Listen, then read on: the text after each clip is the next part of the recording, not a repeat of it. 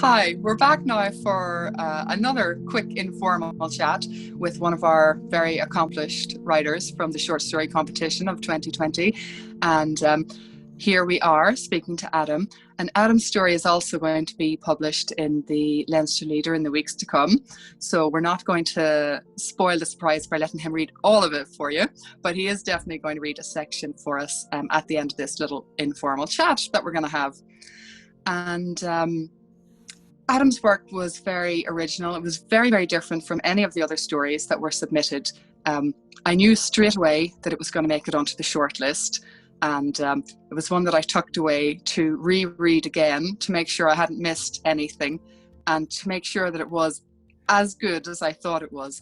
Because when a story is very unique and very individual, sometimes that can give a false impression of how good it actually is. Just because something's really memorable doesn't necessarily mean that it deserves to win a prize. And when you're reading for pleasure, you read to enjoy yourself, and I really enjoyed it. But when you're reading as a judge, you also have to be fair to the other competitors, and you have to make sure that the work is technically good enough, as well as being entertaining and exciting and enthralling. So I set Adam's aside and I said, I really hope when I come back to that it is actually as good as I think it is. And I wasn't disappointed. So Adam was a worthy winner of his prize this year, which was brilliant. And I did think, as I was reading it, I thought, well, I'm an old dinosaur now at my stage of life, hobbling along on my Zimmer frame. And I knew that this was the work of a much younger person, but I didn't actually I didn't imagine it would be someone quite as young as Adam, because the work is so technically excellent. And so I was just going to ask you, Adam, because we've never met before, are you actually still in secondary school? I am, yeah. Or first of all, I was going to say thank you so much for the kind words. But Oh, thanks. so I'm in Leaving Cert at the moment, but And what I school is that? in Maynooth Community College. In Right. Yeah, Brilliant. And are you studying English? I am, yeah. Very good. And what are your other subjects? So we do compulsory. We do English Irish and and maths, maths. and also then I study politics and society, which is a new enough subject, and Spanish, biology, and history. Oh my God, you're a real high flyer. Okay, that's about 5 subjects more than I expected. And is creative writing, I didn't do, obviously, the Leaving Cert because I'm from Northern Ireland. And I know that the syllabuses are changing and modernising, but is creative writing an important part of the English syllabus at the moment?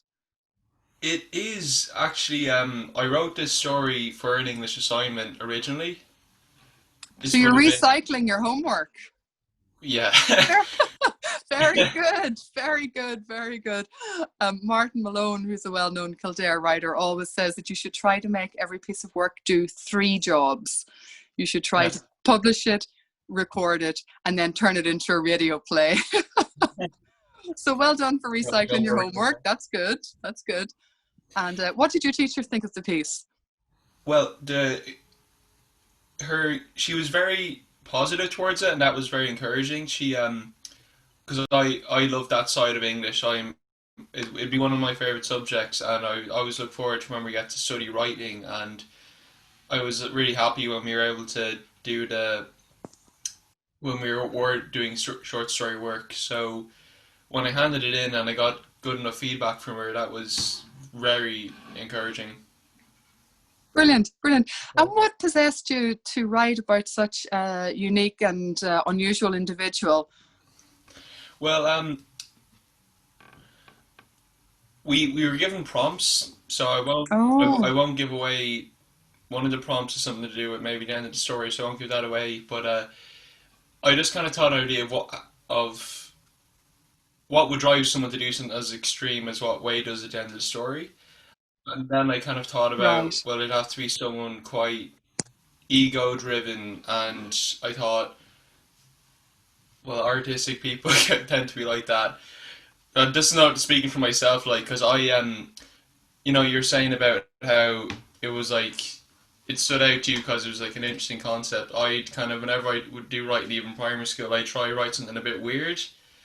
So I was kind of like not child. I was kind of taking put a bit of myself in Wade in that almost like he's insisting on creating things that are they're only bizarre. They're just out there, and there's not a lot of substance to it. So I wanted to kind of take on that kind of character, which I see a lot of myself, a bit of myself in that, and I kind of just dealing with those kind of that kind of side of the creative spirit. Right.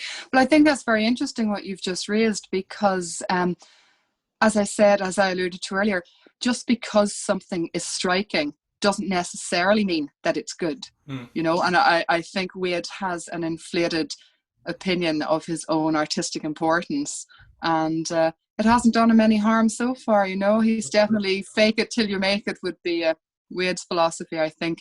But I don't think you were faking. I think you very much deserved it. It was a piece that had obviously been well worked and reviewed and revised. There were technically very, very strong points. Great story. And I'm sure everyone who's listening would love to hear a bit before you get back to studying for your leaving cert. Thanks. So so this is Wade versus the Chuds. Wade Walker paced anxiously around his concrete penthouse. He was waiting for his assistant, Boulevard, to bring him the first reactions. His exhibition had been open for 1 hour, and all the top art critics, influencers, and celebrities had been invited to the black carpet opening. It had been a red carpet, but he'd live streamed himself spray painting the 400-meter squared carpet charcoal black. It took 6 hours, got 4 million views, and was worth it. He peered out the window and down to the masses below. There was a large crowd of people waiting to be let in to see his new offerings to the world of art. Once the elites had finished having their minds blown and their worlds turned upside down, the gallery would be open to the norms. His jaw sharpened. Undoubtedly there would be a few chuds amongst them. No matter how breathtaking and creative his work was, they would come. They always do, he thought. Sad losers who wouldn't recognise real art if he gathered up old Xboxes and stacked them to spell the words real art. Which Wade had done, of course. But whatever. He didn't care what the chuds thought. He's not the kind of person to waste their time thinking of what losers had to say on the internet. He did keep a file on his computer that collects, orders and stores every negative thing anyone posted about him of his work. For motivation, of course. He checked the file and saw nothing new other than a meme comparing him to Lord Farquaad. A knock came to the door. He quickly plopped down onto his mat, turned the TV off and pretended he'd been staring at a painting of a light switch instead of watching Come Dine With Me. Boulevard sauntered in. Sir, they're waiting for you at the party. Wayne pretended this had broken his concentration. Oh, right, completely slipped my mind. Should we go down? Without getting into your costume first. Wade looked at the latex and rubber mock battle armour he had designed to shock and upset the normies. It was outrageous, very artistic, and a pain in the arse to put on, let alone entertain guests in. No, I think I'll just wear my robe.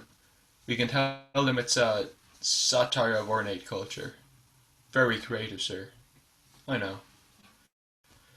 As the men left for the elevator, neither noticed the ping from the computer, as it added as the first negative post to the file. That was excellent, really well read as well.